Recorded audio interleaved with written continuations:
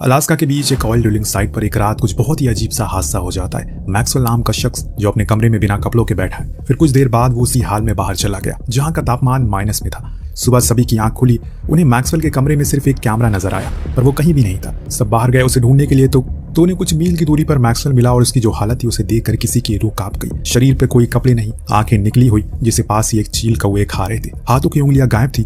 ये डर का साया इतना ज्यादा सख्त था कि वहां की ठंड अब इन लोगों को गर्मी महसूस होने लगी है। सभी के मन में एक ही सवाल था कि आखिर क्या वजह रही होगी, किसने यह हाल उसका किया। जब वो उसकी लाश को उठा रहे थे तो उन्हें उसके जमे हुए हाथों में एक कैमरा मिला, जिसे सभी ने ऑन करके देखा तो कुछ ऐसा मंजर उन्हें दिखा जिससे सभी की आंखें फटी रह गई। मैक्सवेल को देख ऐसा लग रहा है उसने अपने ऊपर पूरा काबू खो दिया। वो किसी चीज की तलाश में बस चले ही जा रहा है और फिर एक जगह पर रुककर वो कहने लगा, देखो वो वही है, देखो वो वही है। किसी को कुछ भी समझ में नहीं आ रहा है कि असल में वो क्या दिखाने की कोशिश कर रहा है, क्योंकि उस जगह पर कुछ तो था, परंतु कुछ ही देर बाद इन लोगों को कुछ ऐसा दिख जाता है जिसकी कल्पना कर पाना शायद इनकी सोच से परे थी। ये सब शुरू कैसे हुआ, क्या चीज थी, वो ये सब जानने के लिए चलते हैं थोड़ा सा पीछे। जैसे कि आपको पता है दुनिया में तेल की खपत इतनी ज्यादा हो चुकी है, एक देश दूसरे देश से लड़ मरने के लिए तैयार है सिर्फ तेल को पाने के लिए। ऐसा करके जितनी भी देश उन्होंने जितना ज्यादा ड्रिलिंग कर दी, इससे पृथ्वी का पूरा संतुलन बिगड़ गया। और ऐसे ही एक ऑयल ड्रिलिंग कंपनी के बारे में हम बात करते हैं जिसका नाम है K9 ऑयल ड्रिलिंग। ये अलास्का के बर्फीले इलाके में ऑयल ड्रिलिंग का काम करती है। इनका मिशन था इन्हें अलास्का के उस हिस्से में जाना है जो अभी तक किसी ने छुआ नहीं है। काफी रिसर्च और भारी मात्रा में पैसे खर्च करने के बाद इन्हें पता चलता है कि इस हिस्से में तेल है। उस तरह बढ़ने लगे। इन्होंने खुदाई तो शुरू कर दी, पर एक बात से अनजान थी जो यहाँ सबसे बड़ी चुनौती है। अलास्का के सबसे नीचे तक पहुंच जाने के बाद इन्हें सामना करना पड़ा खतरनाक ठंड का, जिसके चलते ना ही ये रोड बना सकते हैं, ना ही रेल नेटवर्क बना सकते, ना ही अपने लिए कोई सही सा कैंप लगा सकते, जिसके चलते ये तेल तो निकाल लेते हैं लेकिन उसे वापस ले जाने का कोई संसाधन ही नहीं था। और इसमें इन्होंने एक और ऐसी गलती कर दी जिसका खामियाजा बाद में खुद इंसानों को ही जाकर भुगतना पड़ा। आज से 15 साल बाद वहाँ एक साइट ने अपना कैंप लगाया। वो ऑयल ड्रिलिंग करने के लिए नहीं आई, बल्कि उसका काम था वातावरण में बदलाव को चेक करना, ताकि बाद में सरकार को रिपोर्ट कर सके। ये कंपनी भी अपने कैंप के साइड में एक रोड बनाने की कोशिश करती है, परंतु बर्फ के बार बार भारी भरकम तूफान के चलते सब कुछ नस्ते नाबूद हो जाया करता है। एक दिन जब कंपनी के सारे वर्कर हताश हो जाते हैं तो उनसे मिलने के लिए बॉस आता है। ये पुलॉग था जिसे देखने के बाद वो हताश वर्कर में मानो ऊर्जा पैदा हो गई। सभी के अंदर वो जान आ गई।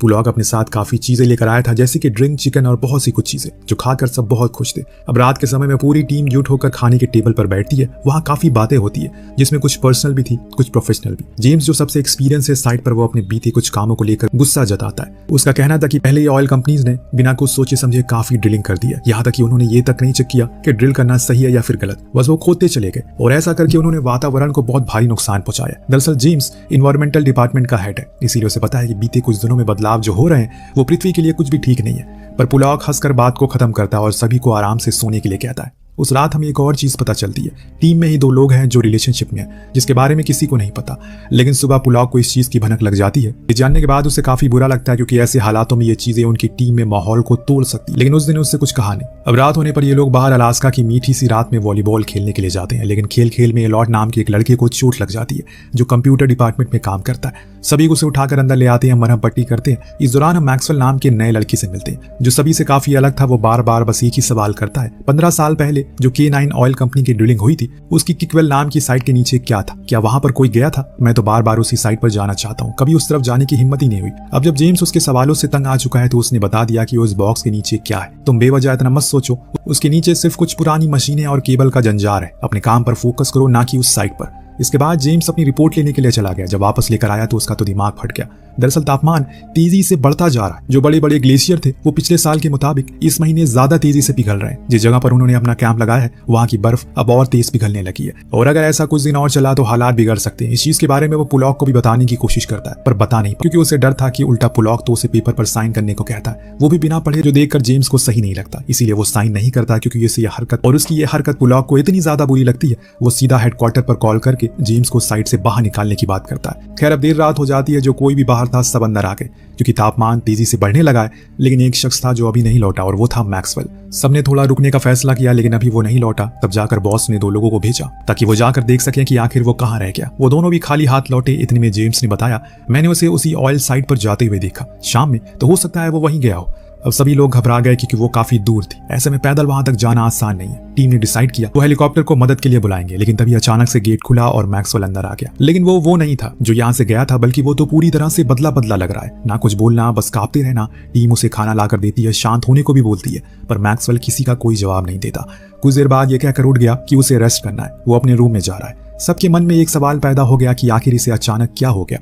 वो इतनी दूर पैदल चला कैसे, चला भी गया तो वापस इतनी रात को यहाँ तक पहुंचा कैसे। रात में हमें पता चला कि दो लोग जो रिलेशन में थे वो असल में जेम्स और अलीना थे, और इसी वजह से पुलॉक जेम्स से जला हुआ है क्योंकि उसे ये चीजें बिल्कुल पसंद नहीं है। लेकिन आज जेम्स काफी परेशान है। जो देख अलीना ने पूछा आखिर बात क्या है, उसने वो बता दिया जो आज सुबह अपनी रिपोर्ट में देखा था। ये जगह पहले जैसी नहीं रही, कुछ दिन में यहाँ हालत और बेकार हो जाएगी और उससे पहले हमें ये जगह छोड़नी पड़ेगी। अगली सुबह पुलॉक सभी को लेकर उसी किकवॉल साइट पर गया जहाँ कल रात मैक्सवेल आया था। उसे जानना था कि आखिर यहाँ ऐसा क्या उसने देख लिया जिससे कल रात वो अजीब ही हो गया। सभी ये देखकर हैरान थे कि इस साइट को बंद हुए 15 साल से ज्यादा समय हो चुका है, लेकिन आज भी ये जगह ऐसी लग रही है जैसे मानो कल ही बंद हुई हो। दूसरी तरफ बेस में सभी के जाने के बाद एलॉर्ड चुपके से जेम्स के कैंप में जाकर उसकी रिपोर्ट को चेक करने लगता है, जिसमें उसे सब कुछ पता चल जाता है जो वो सभी से छुपा रहा था, और इस बात को अभी वो जान चुका है। अब बाहर आते ही उसने देखा कि अचानक से आसमान में काले बादल आ गए। बारिश के आसार नजर आ रहे हैं जो चीजें काफी विचलित करने वाली थी, क्योंकि ऐसा उसने पहले कभी नहीं देखा। इतने में उसकी नाक से खून आने लगता है। वो फौरन बेस के अंदर भागा। उस रात चीजें काफी अजीब थी।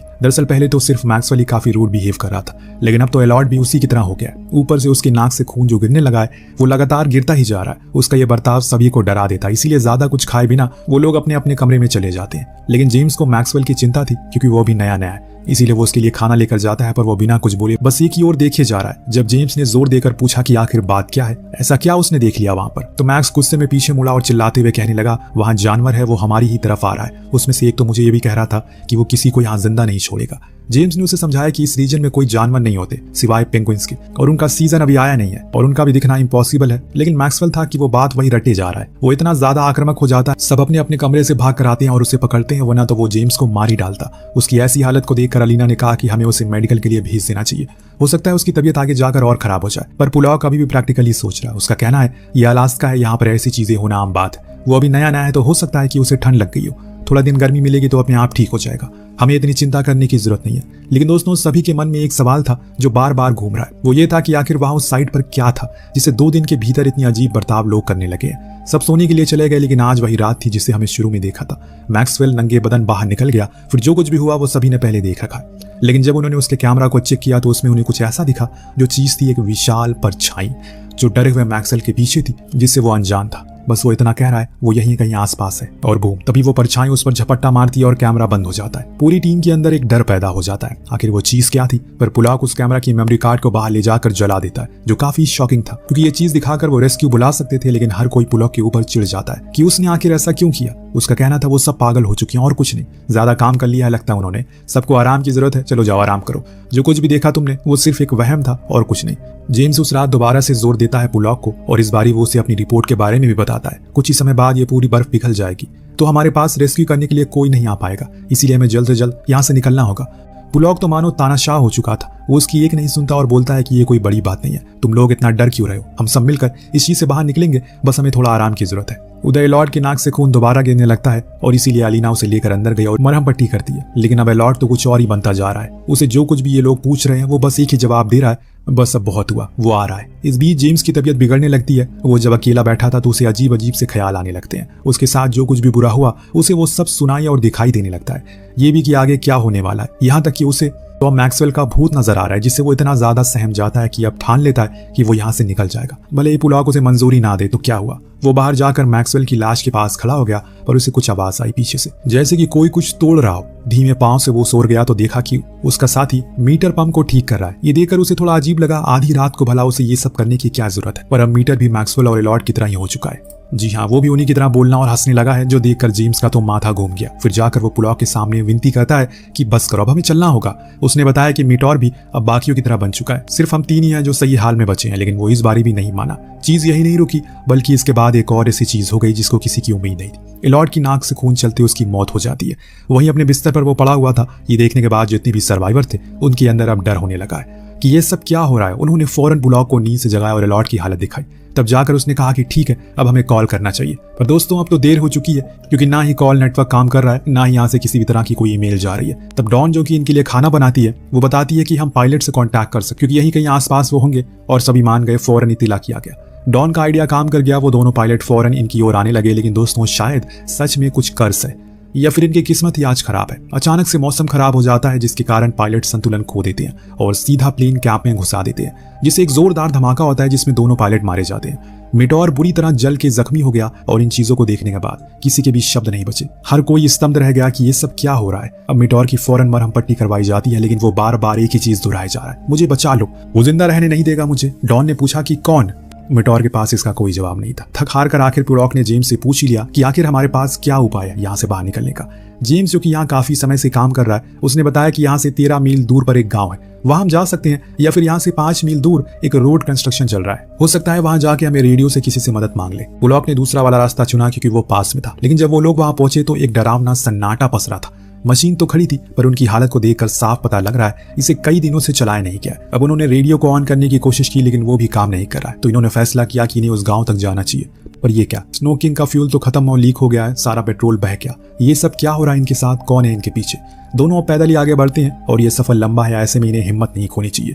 जेम्स के नक्शे के मुताबिक यहाँ एक पॉन्ड होना चाहिए, पर वो तो यहाँ है ही नहीं। पुलॉक अचानक से भागने लगता क्योंकि तभी उसका पैर एक पतली परत पर पड़ गया। इससे वो नीचे गिर पड़ा। जो पॉन्ड की बात जेम्स कर रहा था वो असल में जम चुकी है, इस वजह से दिखाई नहीं दे रही है। तो पुलॉक उसी में जाग, वो तो समय रहते जेम्स ने उसे बचा लिया। उसने फौरन उसके कपड़े उतारे, वहीं एक जगह आग जलाकर उसे गर्मी दी। तो वहीं दूसरी तरफ कैंप में अब चीजें बुरी होती जा रही है। जो कि डॉन का बॉयफ्रेंड था, वो भी मैक्सवेल की तरह अपने सारे कपड़े उतार कर कहीं दूर जाने लगता है। और जब डॉन ये देखती है तो उसका मानसिक संतुलन पूरी तरह से हिल जाता है। अजीब तरीके से वो बर्ताव करने लगती है, यहाँ तक कि उसने इकलौते इंसान मिटोर को मारना शुरू कर दिया। जब अलीना ने उसे ऐसा करते हुए देखा तो उसे रोकने की कोशिश की, पर वो कहाँ मारने वाली थी। उसका तो अपने ऊपर काबू ही नहीं था। आखिरकार उसने उसे मार ही डाला और अंत में यहाँ पर अलीना से भी एक गलती हो गई। जब वो उसे दूर कर रही थी, गलती से उसने उसे धक्का दे दिया, जिससे वो जाकर टाइल्स पे गिर गई और उसकी गर्दन वहीं टूट गई। यानी कि अब कैंप में सिर्फ और सिर्फ अलीना ही बची है। उसे अब बहुत ही ज्यादा डर सताने लगा है क्योंकि बाहर के हालात बहुत खराब है, जिससे बाहर की लाइट बार बार आ रही है और जा रही है। पर सबसे रहस्यमयी बात तो ये है कि उसने देखा कि उसके कैंप में एक कौवा आ गया है, जो यहाँ इस रीजन में पाया ही नहीं जाता। वो दोनों छुप कर बैठे हुए हैं। तब जेम्स बताता है, मैं उस साइड पर पहले काम कर चुका हूँ। हमने इतनी गहराई तक गड्ढा खोद डाला जिससे धरती का संतुलन बिगड़ गया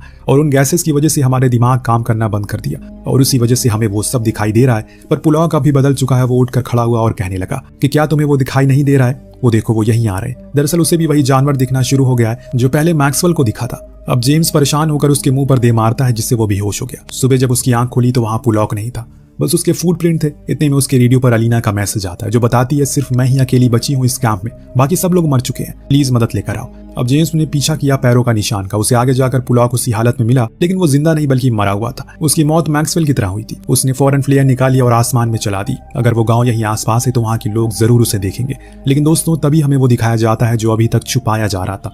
एक अनजान शक्ति जेम्स को धक्का देकर जमीन पर गिरा देती है, फिर पीछे से आकर उसे घसीट कर ले जाने लगती है। ये काली शक्ति थी जो जमीन के उस हिस्से से बाहर आई थी जहां से नरक का रास्ता जाता है। इंसानों ने तेल के लालच के कारण वहां तक खोद डाला, इसे उन्हें ऊपर आने का रास्ता मिल गया। दरअसल ये गलती आज से 15 साल पहले उसी ऑयल कंपनी ने की थी। उनके लोगों के साथ भी यही हुआ, इसीलिए उसे बंद कर दिया गया। लेकिन आज 15 साल बाद फिर वही चीज दोबारा हो रही है। अब जब तक वो उसे घसीटती रहती है तब तक जेम्स को अपने बचपन की यादें साफ दिखती है, जब सब कुछ ठीक था और खुश भी था वो। हम ये साफ देख पाते हैं कि वहां सिर्फ एक नहीं बल्कि हजारों हैं जो उसे नोच नोच कर खा रहे हैं। इधर अचानक अलीना की आंख खुली तो वो एक हॉस्पिटल में थी। ये हॉस्पिटल एकदम साफ सुथरा था, लेकिन उसके साथियों का क्या हुआ ये पता लगाने के लिए वो बाहर आई, पर हॉस्पिटल भी अब पूरी तरह से खामोश पड़ा था। क्या वो चीज यहाँ तक पहुंच चुकी है? उसने गलती से कमरा खोल दिया तो देखा कि अंदर पेशेंट ने खुद को ही मार लिया। ये मंजर उसके होश उड़ा देते हैं। वो भागते हुए बाहर आई, पर बाहर तो उसे और भयानक मंजर मिला।